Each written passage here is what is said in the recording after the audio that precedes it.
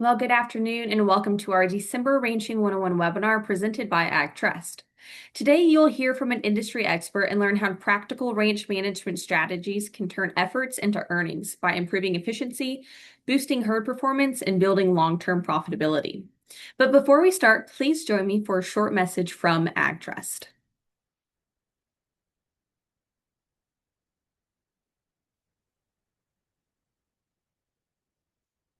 When your passion is agriculture and a rural way of life, you need a partner who understands. That partner is AgTrust Farm Credit, formed from two trusted farm credit associations. Our mission is to provide personalized financing tailored for full and part-time farmers, ranchers, agribusinesses, and rural homeowners. And because we live in the communities we serve, AgTrust Farm Credit is here to help you succeed.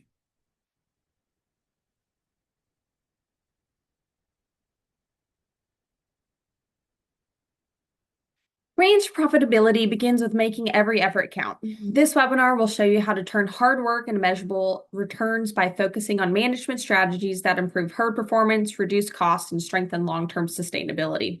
Today, you'll learn how to make informed decisions that maximize efficiency and boost your operations bottom line.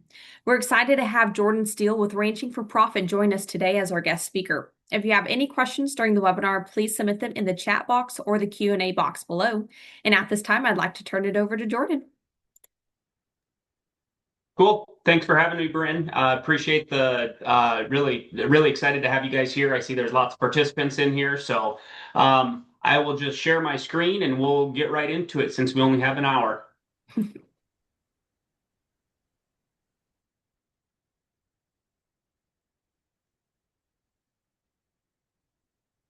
All right. Can everyone see and hear me? Yes, you're good. I can see and hear you. Perfect. Okay. Well, like Bryn said, my name is Jordan Steele. I'm with Ranch Management Consultants. We are the company who does the Ranching for Profit School. So I'm just going to dive right in, and we'll talk about the school here a little bit at the end. So actually, where I want to start is with paradigms. And so paradigms are the lens through which we see the world, and that's a Stephen Covey definition.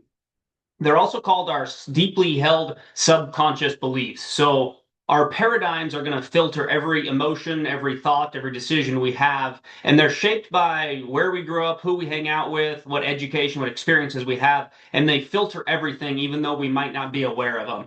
So our paradigms are going to give us our actions, and then of course our actions are going to give us our results.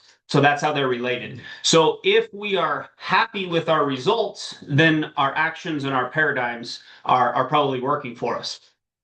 However, if we're unhappy with our results, then we're going to have to change our actions. But before we actually change our actions, we're going to have to change our underlying belief system below that. So we have to change our paradigms before we'll change our actions, before we'll get different results. So I'm taking this, this is a quote I'm stealing, but you have the perfect operation in place to get the results you're getting. So you have the perfect operation in place to get the results you're getting. So we're going to have to change actions to change paradigms. And paradigms about money are one thing, and they are very, very thick in ranching.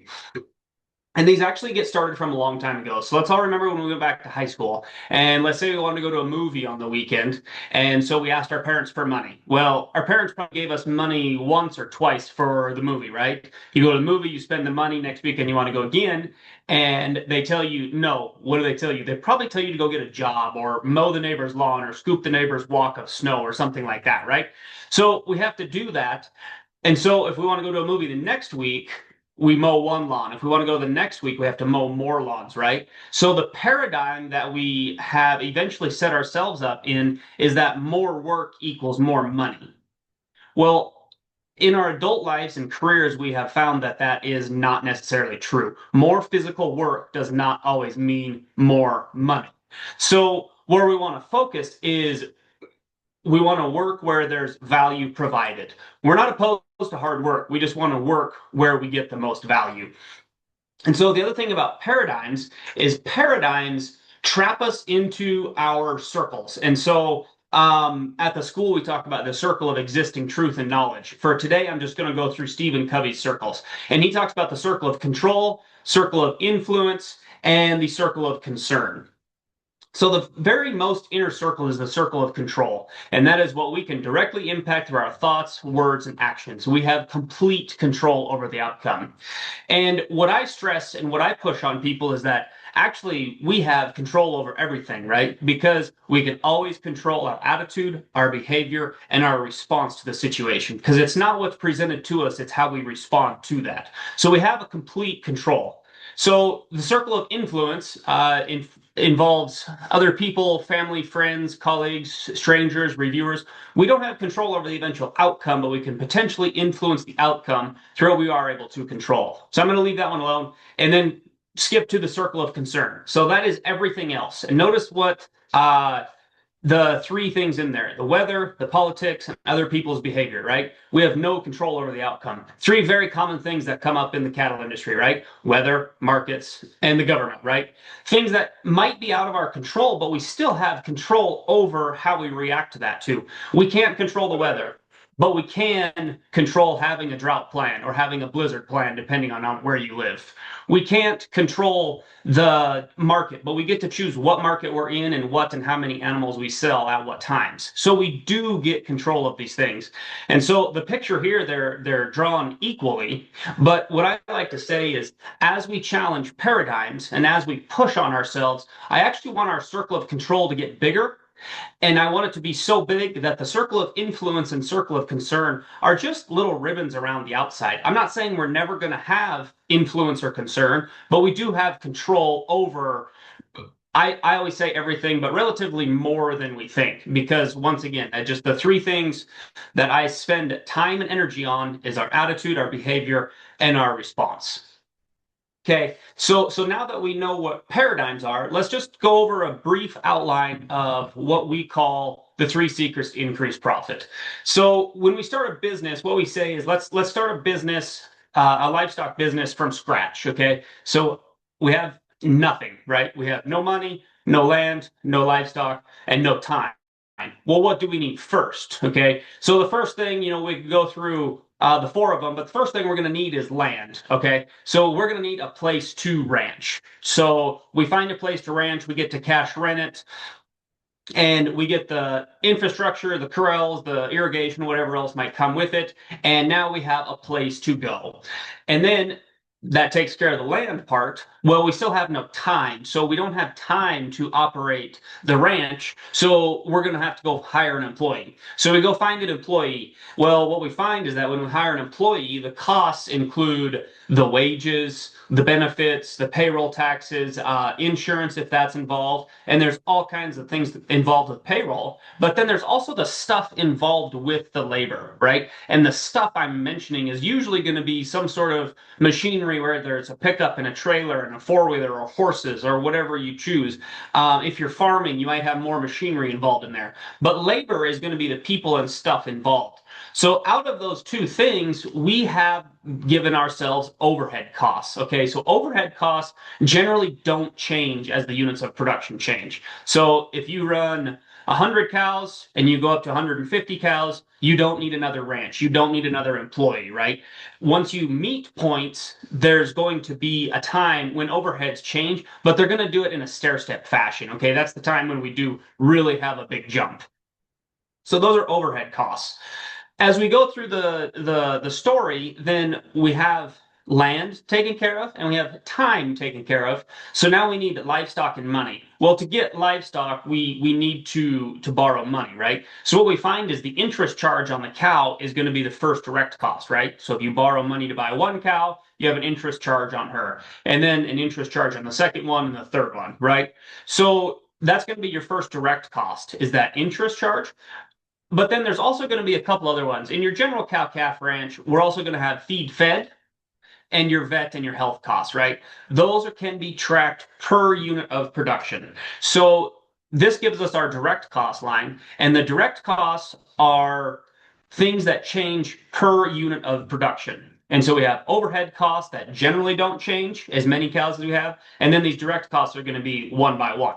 So when you combine the lines together, that gives you your total cost line. Okay, so what we're looking at here is we're just looking at big picture principles. We have these two different buckets worth of costs, and what we've done is we've incurred a lot of costs, but we don't have any production yet, right? Well, we did buy the cow, and she does give us a calf, and whether we raise that calf and sell it, or whether we raise that calf and turn him into a yearling or a cow, we still produce the animal. And so this next line coming in, that's going to be our gross product line. And gross product is going to be the value of production that we generate from the enterprise. In this case, it's just the cow calf. Okay. So we produce value and we had to spend money, right?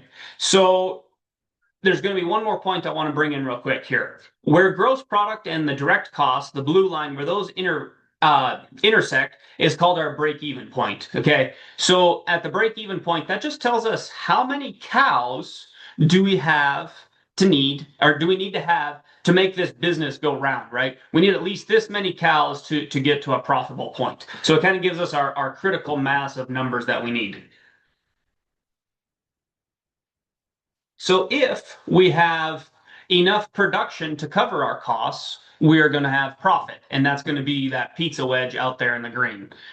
If we spend more money than we generate in value, we have a loss down there on the left, right? So I think we would all agree that we want to be profitable. So how do we stay out into that green pizza wedge out there? So if we could just magically move these lines, let's just think about math and think about how these go back and forth. If we could just magically move these lines, how could we increase profit? Well, the first thing we could do is we could reduce our overheads, okay? So what we're going to do is we're going to drop this red line down here, and then that's going to move our lines to where it would give us more profit, okay? So that would be the first secret to increase profit. The second one is going to be increase turnover. Okay, so if we can run this many cows, or I'm sorry, if we are running this many cows right now, but we improve our soil health, we improve our grazing, or we just need to get fully stocked and we can run this many cows out here to the right, we could run more cows and have more turnover, therefore generating more profit. Okay, so that's the second one. Then the third one is actually kind of a combination of the gross product and the direct cost line. And so I need to give you another term, and I need to give you the term called gross margin. And gross margin is the money left over to pay overheads. So if I ask you how we move those lines, we could say, well, let's generate more value. Well, if we generate more value out of our cows, we're generally going to think of conception rates and weaning weights. Okay, so it might take direct cost to get more value. So if those lines move too far, it actually puts us in a worse position. Same thing with, okay, let's say we can cut direct costs. Well, if we cut direct costs, we might impact conception rates and weaning weights. So if we cut direct costs too much, it might also put us in a worse position because we're starving our business then. So gross margin, what we need to focus on is we want to improve the gross margin per unit. And looking at your numbers in this format is a really cool way because we can look at it, any industry, any business can look at their numbers for us. Ranch management consultants, we can look at our budgets this way. TSCRA could do it. Hotels could do it. Any industry can do it because there's going to be a certain set of overheads that are going to be involved, right? So we just want to keep those in check, okay? There's going to be a minimum amount that you need. So let's get our business structure in order. Let's find enterprises that we're really good at, and let's do more of them. That's how we kind of look at the 3 secrets to increase profit, okay? So this is the theory, and this is just how we walk through the story and do it. But let's look at it as a math equation. And so the math behind it is gross product minus direct costs equals gross margin, and then we subtract off our overheads, and then we can get down to profit and loss. I really like working the numbers in this way because no matter how complex your business is, no matter how many enterprises you have, we can boil your numbers down to basically these 5 numbers. How much value did you produce on gross product? How many direct costs did you spend on each unit of production? What was the gross margin? And then take out your overheads. And then that's going to give us profit or loss. So what we really focus on at the school is let's always focus on, not always, Let's focus on the future though, right? We can't do much about the past, but we can change our mind if the future doesn't look good, right? So let's focus on our projections forward into next year. And what if it's showing a loss? Well, if it's showing a loss, guess what? That's okay, because back to our circle of control. If profit is a problem, it can only be in one of two areas, okay? It's going to be in gross margin or overheads. Think back to the math equation, right? Either overheads are too big or gross margin's too small. So let's work down the overheads, and then I'll come back up to the other ones. If it's in overheads, remember our primary two areas of overheads are land and labor. And with land, we got to find it and we got to keep it. Okay. It's easy for me to say, yeah, go rent a ranch. That's easy to do, right? No, that's not right. We understand that. So, but you do have to find land to operate on. And once you find it, you have to keep it. So you have to repair it, you have to maintain it. Fences fall down, corrals fall down, irrigation needs fixed, stuff like that, right? So we have to repair and maintain our land. And then also, if you're renting land, you're going to have a landlord relationship there too. So keeping it is going to take some people skills involved there too. With labor, we said the people and the things. There was two parts of labor, right? The people, meaning the salary and the benefits, and then the things, meaning the machinery, pickups, trucks, trailers, all that stuff is involved with the business. And then people, I like to break that down again. Just like land, we have to find them and we have to keep them. Guess what? There is good labor out there. You just got to find them and you got to keep them. I'll come back to that here in a second. Okay. If we go down our overhead branches and they seem to be in check, we're running on a pretty lean set of overheads, and we can't trim them down much more. Then it's time to focus on gross margin. Okay, so if it's gross margin, it's going to be gross margin per unit, or it's going to be turnover. Okay, so back to the math of profit is here: gross margin, profit, and overheads. And then our three secrets are here: overheads, turnover, and gross margin per unit, right? So this is just kind of like a decision tree to find out where our problems are. If it's turnover, we can increase numbers. And I did say that when we looked at the theory, the graph on the prior slide, where if we have 100 cows, let's run 110 cows, right? Let's just increase numbers within that enterprise. But we can also change turnover with other enterprises. Okay. So if you wean your calves and keep them over to run them as yearlings, that's going to be another enterprise. If you have a spring herd and a fall herd, those are two different enterprises. If you introduce a sheep or something like that, sheep or goats, right? Small ruminants, those are going to be other enterprises. So we can look at enterprise mix and enterprise numbers. And if we go down the turnover branch and we're good there, then it's time to keep focusing on gross margin per unit.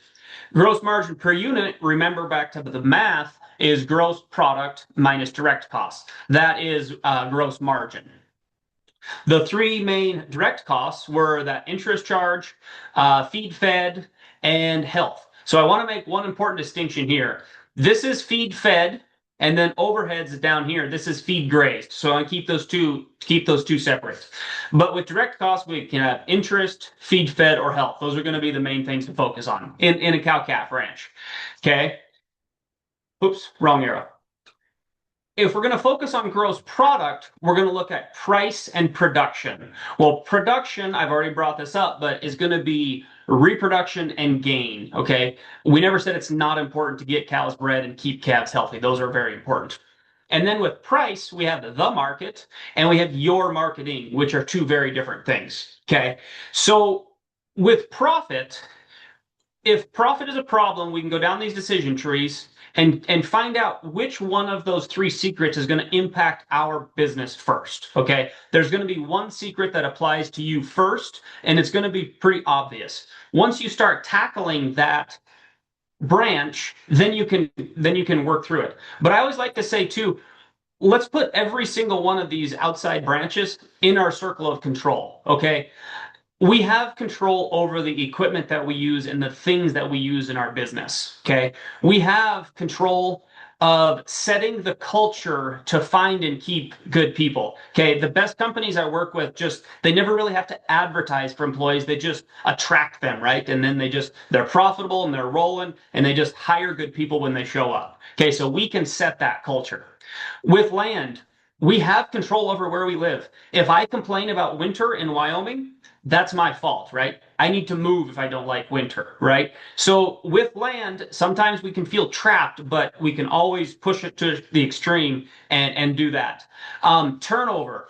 One thing about turnover, we have first off, we have control over the enterprises we use in our business. Okay, the easy one to pick on here is direct consumer beef, right? We're frustrated with our cow calf gross margins. We're frustrated with our yearling margins. And so we keep some of them over and we start selling beef. Well, then we realize that we actually hate being on the phone and hate talking to people every day about how to do butcher cuts and stuff like that, right? So we want to caution that we have enterprises, but we want to link that back to our mission and vision, right? Do we truly love these enterprises or should we focus on something else? Direct costs. We have control over the feed protocol and the health protocol and the vets and medicines we use.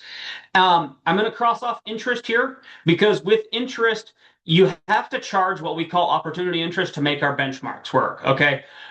Within opportunity interest, though, you do have control of whether you own cows or whether you don't own cows or what class of cattle you own. So there is control over it, but I just want to say I'm going to cross it off because to make the benchmarks work, we have to use it. With production, we have control over reproduction and gain in our business.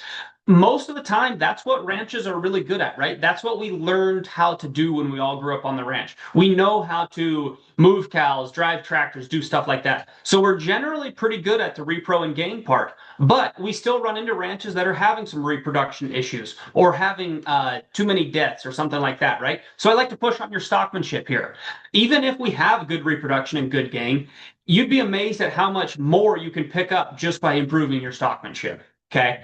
And then the last one is my favorite. At the top corner, the market and your marketing. Okay. So first off, I always like to say, what is the market? Okay. The market is, in my opinion, just the interaction of 7 or 8 billion people living on Earth, right?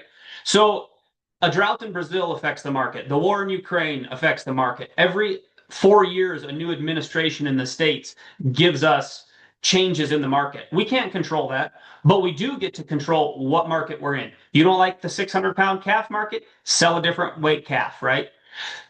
With cow calf, you guys have so many options to market what and when you want. Okay, you can sell 300-pound calves, 400-pound calves, 5, 6, 7, 8 long yearlings, all the way out, right? If you're selling females, you can sell little heifers, medium heifers, big heifers, 2-year-olds, 3-year-olds, 4-year-olds, spring bred, fall bred, right? So there's so many markets we get to choose from that we do have control over that. And then your marketing, once you pick that market, how many times is there at least $100 swing in calf prices or bred cow prices throughout the year, depending on when you might list them on the video or when you might take them to the sale barn or something like that. If you're a grain crop farmer, how many times is there a 50 cent per bushel swing throughout the year, depending on when you market that stuff? So my point here is we have control over every single thing in our business, okay? And then, like I said, the 3 secrets are overheads, turnover, and gross margin per unit. One of them is going to impact you first. And once you tackle that and once you get it in check for your business, then what you find out is this, we call it the deadwood finder, but what I like to compare it to is it's also like a spider web. Okay. So let's say our gross margin per unit is poor and we dig down into everything. We think our gross product's okay. And maybe we're going to pick on direct costs. Okay. So let's say feed fed is the problem. Maybe we are feeding too much. Maybe we can find a way to graze better for more months of the year and change the feed fed protocol. Well, if you change feeding, you're probably going to change the stuff you need in your business. You might find that the people are happy, and you might find that you take better care of your land, right? If you get better up here, you might be able to run more numbers. And if we start changing the feed-fed protocol, guess what? We're absolutely going to impact repro and gain. So we just want to focus on the balance of all of them. And that's why I really like focusing on the balance. So we have the 3 secrets: overheads, turnover, and gross margin per unit. You're going to focus on one first, depending on where your business is at. And then after that, we get to tweak all these branches and really get things rolling. And I also like to say too, with gross product, a lot of times in the cow-calf business, we don't appreciate how much gross product we can generate. By focusing on the market and your marketing, we can really, by selling different classes of animal at different times of the year, we can really, we work with some very profitable businesses that do some cool things. I just wanted to say that. So there's the Deadwood Finder, and I like to link that back to the circle of control. And so let's go back to the math equation again. Okay. So gross product minus direct costs equals gross margin minus overheads equals profit or loss. Okay. Well, if it's a loss, we just said, let's dig into this Deadwood Finder and see where our profit driver is, and let's make that better, right? So if it's a loss, we can work to fix it. If it's a profit, then let's focus on some other things of profit, right? When it's profit, where do we put it? We could put it back into the business. We could put it outside of the business. We could put away some for retirement. We could give some away for charity, right? There's multiple things we could do here. And then the first one that usually comes up when we have a class is debt payments, right? So remember back to the 3 secrets, we had to borrow money to buy the cow, and so we paid interest, but we still haven't come up with that principal payment. So we want to focus on the balance sheet just as much as the profit and loss, right? So when I talk about accounting, we want to focus on how do the P&L and the balance sheet relate together. And one of my favorite graphics on this is Robert Kiyosaki. Okay, so I'm going to pull up Kiyosaki. If you guys Google his this is Rich Dad Poor Dad. He has Rich Dad Poor Dad and 4 Ways to Make Money. This is what happened. What happened on this little graphic is his rich dad, his one of his key mentors in his life, drew this out for him, and he was like 8 or 9 years old on a napkin, right? And so he said, what you got to think about is you got to think about the P&L on top and then the balance sheet on the bottom, right? And then how does our cash flow move in between the two of them? And he broke it down into the 3 different classes, right? We've got poor, middle class, and then the rich. Okay, so what he says the poor do is they probably have a job and they have a salary, but all of their salary goes in one pocket and out the other in just basic living expenses, right?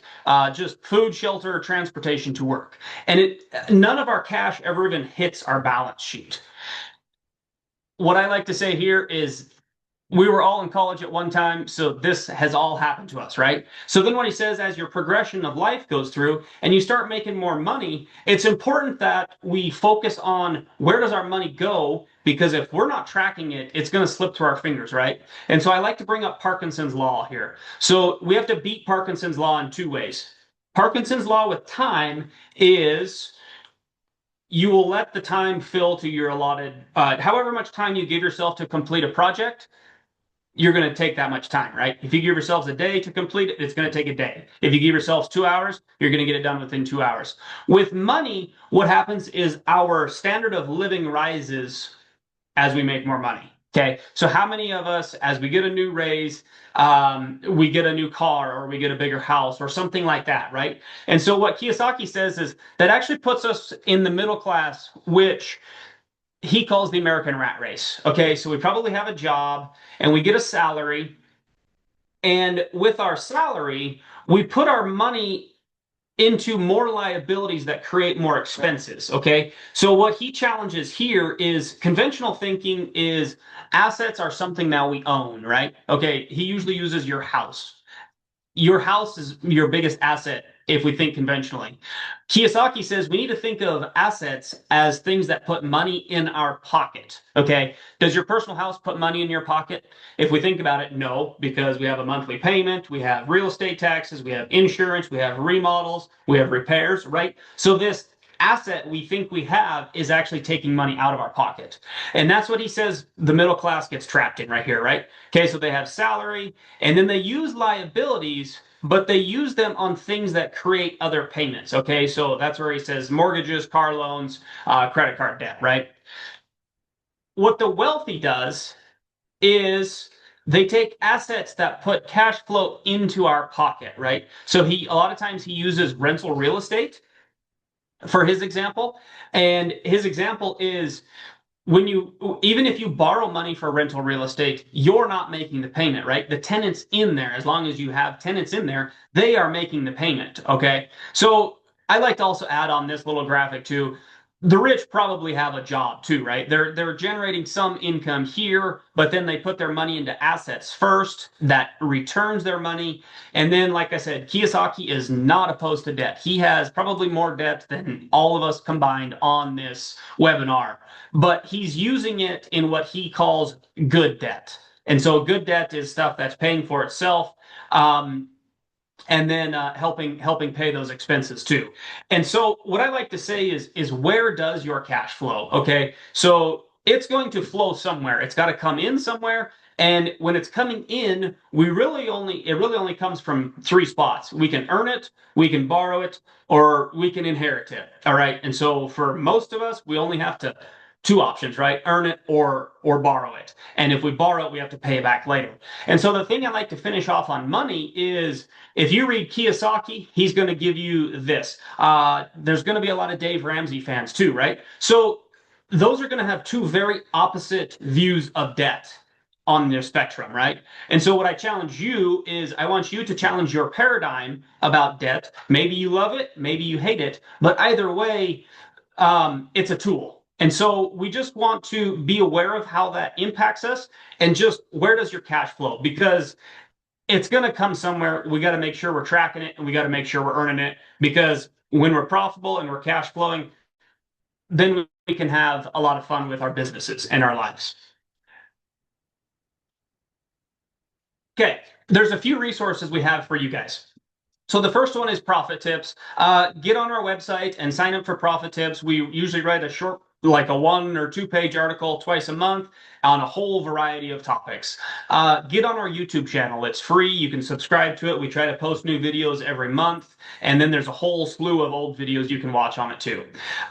We also are available. We're also on, I think, all platforms of social media. I'm terrible at social media, so I don't have that. So I hope there's no questions on that. We do a lot of workshops. I think Bryn might have more news on workshops when I'm done here in a few minutes. But then we also have the Ranching for Profit School. And the Ranching for Profit School, our motto is knowing how to raise crops and livestock is not the same thing as knowing how to run a business that raises crops and livestock, right? So a lot of this comes out of the E-Myth. That's a great book, a great starter book for starting a business.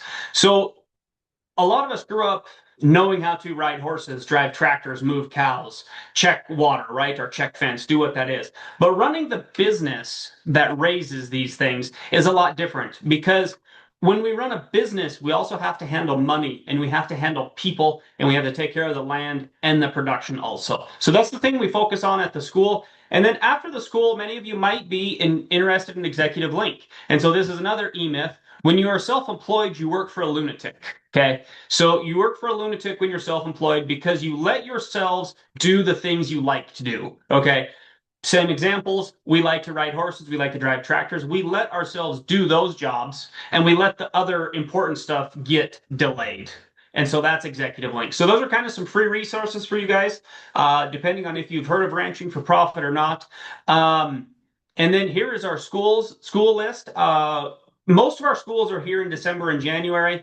You can see Colorado Springs is coming up, Billings, and then Wheatland. If anyone wants to go to Saskatchewan in February, that'll be a winter wonderland for you. And then also Dallas is going to lead a school in Scotland. So if you guys want to go over there, that would be a fantastic thing to do. Of course, that's going to take some planning. But then we've also got Oklahoma City, Oklahoma in April. And then we'll get more posted as we get farther into the year, because like I said, we're just kind of finishing. We just had 4 in November and December. So it is 12:35, so we have probably 20 minutes for questions. I'm happy to backtrack through the slides, or let's just open it up however you want, Bryn. Thanks, Jordan. Yes, at this time, please feel free to drop your questions in the chat box or the Q&A box below, and to chime in. Yes, if anyone is interested in a Ranching for Profit workshop, TSCRA will be hosting one on Thursday, March 26th during our annual TSCRA convention in 2026. So if you are interested in attending, registration for convention will go live on January 1. So be sure to keep your eye out for that. Cool. And I guess one other thing I should add too, Bryn, that picture on that last slide there was we also do a couple of young rancher schools in the summers too. So if you guys have anyone 18 to 25 in your business, we do. It's a shortened school, and we usually do a couple of ranch tours too. So that was one of the pictures there that was on that slide. So those are same thing as your convention. They're not on the website yet. So, but we'll get there. Absolutely. Great. We'll give everyone another 30 seconds or so to get any questions typed that they might have. And just as a reminder, if you don't have a question now, but you think of one later, please feel free to email education@tscra.org, and we will make sure that we get it sent over to Jordan. That way he can help answer your question. Yeah, absolutely. And yeah, you can email us or me or the office either anytime. Same as well. Yep. Hey, Jordan, it does look like we have a question from, let's see, what is a good source for cost revenue benchmarks, feed costs, etc.? So we do have some benchmarks in the school. As far as cost revenue benchmarks, we focus on a set of 7 benchmarks. We look at gross margin ratio, overhead ratio, gross product per FTE, meaning full-time equivalent, asset turnover ratio, return on assets, debt coverage ratio, and working capital. So when you're in the school, we have some spreadsheets available and stuff like that. Outside of the school, most land grant universities are going to have some sort of extension website. They have lots of benchmarking stuff. I actually used to work for Kansas Farm Management Association. And so all that stuff's public on agmanager.info. When you use benchmarks and you look for other ones, though, if you want to compare to our benchmarks to other industry ones, you just kind of have to be careful of what you're looking for in terms of what do they consider direct costs and overheads, and what do we consider direct costs and overheads, right? Most of the industry stuff is going to kind of split up and allocate what we call overheads, and we don't do that. So there's lots of good information out there on that. But if you want to compare to ours, just be careful of which ones, what we're comparing to. Another good resource, I don't know if they necessarily have benchmarks, but a lot of historical data, you can go to LMIC, I think that's .org. That's Livestock Marketing Information Center. They are based in Denver, I believe. So between those two, between your land grant universities and that one, I think you should be able to find some resources. Right.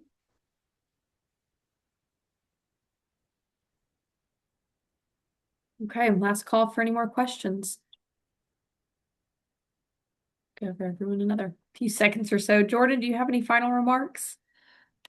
On the benchmarks, it's been. I'm actually getting ready to go to our economics intensive next week, or I'm sorry, tomorrow. We start that, and it's been interesting to just watch the attitudes of especially people in the cow-calf business. The last few years, because it's pretty easy to hit the benchmarks with $2,500 calves. So we actually had Dr. David Cole did a webinar for Ranching for Profit. It's on our YouTube channel, I believe, if you want to go watch it. But he made a pretty good quote about I hope I say it right here.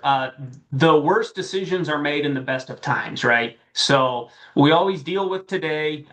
We want to deal with today because we're not going to predict the future, but we make decisions based on today's information and we move forward, and then we can act again. But no decision is a decision in itself, and just be aware of where everything's at. So we just had another question submitted. Jordan, your business model seems easy to follow. I have a daughter studying ag business in college. How do you feel about sending her to one of your schools versus continuing with the degree plan at a university? Fantastic question. We get asked this a lot.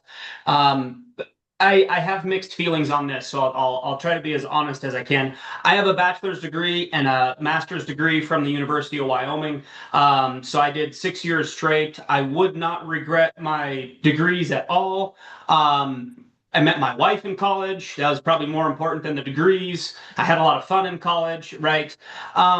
We are going to hear different things at different times in our life. Okay, so I would have heard something different when I was 20 versus when I'm 30 versus even 3 years ago. We have two little kids now. We have a 3-year-old and a 1 month old, right? So I would have heard something, the same thing differently 3 years ago versus 10 years ago, right? So we can all be frustrated with university systems. I would never tell someone to not go to the university. But I do think that's why we have a lot of, that's why I love our Young Rancher School, right? So I think college degrees are good. I don't think they're necessary, right? So I'm a millennial. I'm kind of feeling like we were the last generation to say, go get a degree because it's going to help you with the job. I have a lot of people going to trade schools and then take some business knowledge, take some business courses, some accounting courses too, and they're going to be very successful too. So I think the combination of a degree and a ranching for profit school is a really good combination because, like I said, I would hate to not tell someone to go to college because of just growing up, and a lot of us meet our spouses in college, and you get to kind of be half grown up yet not full adult yet for a few years there. So, but there are things that we have to unlearn from college too, right? And so when people come to when that's why we set 18 to 25 for our age group for our young adult schools, because that's what we were aiming at. We're aiming at those in college and just out of college, just entering the workforce, right? So, just being aware of what paradigms you're learning about and just being aware first. And then honestly, the networking is huge. The first ranching profit school I went to in 2017, I'm still in contact with quite a few of those people. And so just networking and getting out and meeting people and learning from them. So iron sharpens iron. So find people that make you better, and you'll in turn help them get better. So that was a long-winded answer. I probably didn't answer it, but I support college, but I do want to see you come to a school too. Very nice.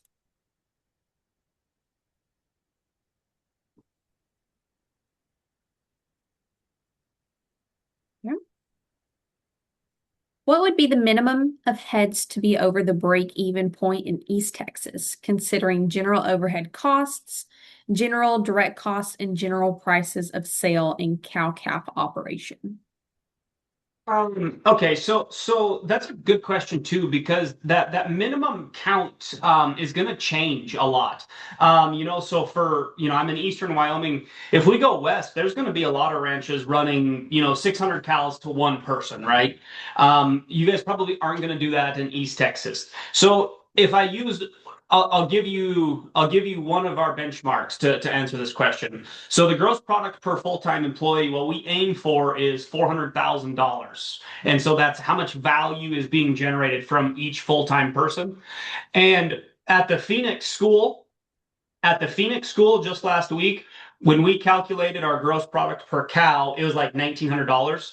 So based on that benchmark, it would say, based on current prices and today's stuff, it would be about 200 head would service that minimum amount, right? For us out here in Wyoming, a lot of times I want to see ranches 400 plus to really pull in a nice family living for a family of four to generate a modest income. But we have some EL members on the East Coast too, and they were running some numbers on their sheep operation, and they could make it work on like 300 sheep, right? So that would be far less. But I would sure like to see a couple hundred head for a family. And that's one thing we talk about. I feel like there's kind of three groups of people that come to the school. I feel like we can place everyone in three groups. One is the full-time rancher. The full-time ranch, all of their family living, all of their money is coming from cattle operations on the ranch. And then there'd be the side hustle rancher.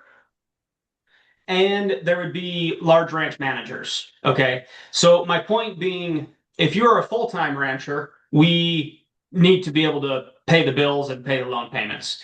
If you're a side hustle rancher, I want you to run enough cows and make so much money on your side hustle. It doesn't have to be a full-time job. It doesn't have to put food on your table, but I do want you to make money at it and maybe find some cool tax deductions in the meantime and just enjoy it, right? If you're bleeding money into a side hustle, that's not a very fun hobby. So I would be leery on really pinpointing a head count there. And then for the people that are managing ranches for other people too, they always talk about, oh, well, we do this because my wealthy landowner wants to do this. Well, guess what? Wealthy people don't lose money intentionally. They have other incentives too, but there's always, so ranching for profit can be applied no matter what size or scale you're at. Next question, given the high beef prices currently, are you seeing a lot of lower quality farmland in the mid-continent being converted from farming to rangeland? And if so, how is that working out generally? Yeah, I think we are noticing a lot more. I wouldn't say I couldn't put my finger on like how many acres are being converted or how many people are doing it, but we do get a lot of questions of grain farming sucks right now. I want to put it back into perennial pastures to graze, right? So absolutely, it's on people's mind. Then to finish off, how is that working out generally? It takes time to do that. It takes several years to get those perennials established, and you have to have things going. So there's a long-term plan with that. For people that are doing it and really 100% sold on it, it can work, right? We meet the objectives we focus on. If we focus on, I want this to be a perennial pasture ranch, and we're going to graze the forages instead of combine the grain, it can work. But it's going to take time, and it's going to be rough. There's ups and downs as we grow and change. So we have to make sure if we make that change, we have to stick through the dip, which might be really hard. So, yeah. How does forward contracting impact your model for feed and forward contracting next year's calf crop? So for forward contracting next year's calf crop, I'm assuming what most people are going to refer back to is the LRP. And what we can do with LRP is if you guys do want to sell some LRPs on your forward or sell your next year's calves, what we can do is what it kind of does is it kind of guarantees your gross product, because gross product is sales, purchases, and inventory, right? So you kind of protect your sale price of the calf in there. And so that's how I use LRPs. Once again, you buy an LRP hoping not to use it because you hope to just donate the premium and take the higher market price, right?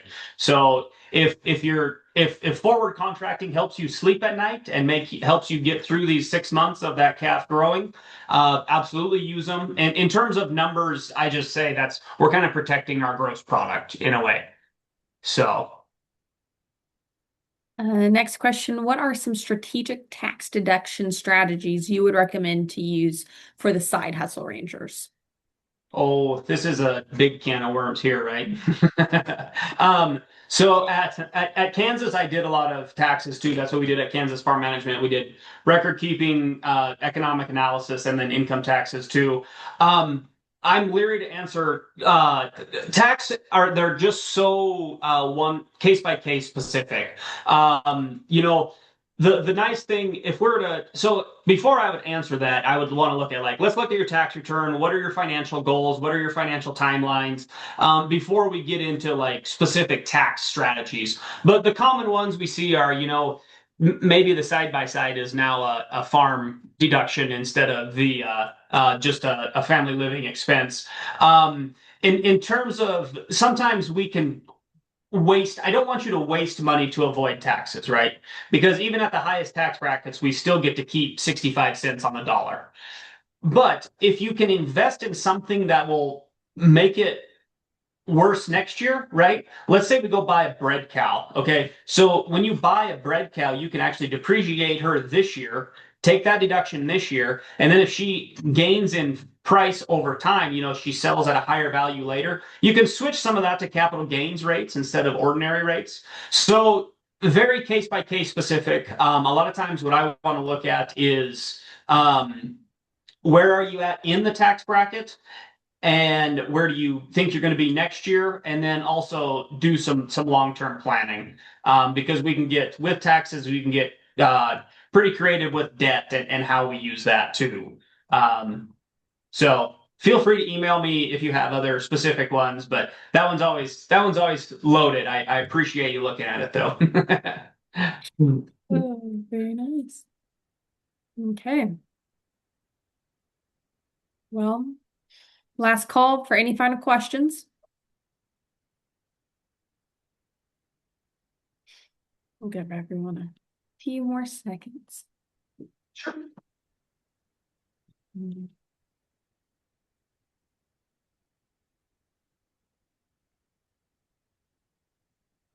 Okay, well, we just want to thank everyone who joined us today. It appears that we don't have any more questions as one pops up. Oh, yes. Just as a reminder for everyone, there will be a recording link. It will be sent via Zoom in the next 24 to 48 hours. So there will be a recording of this webinar.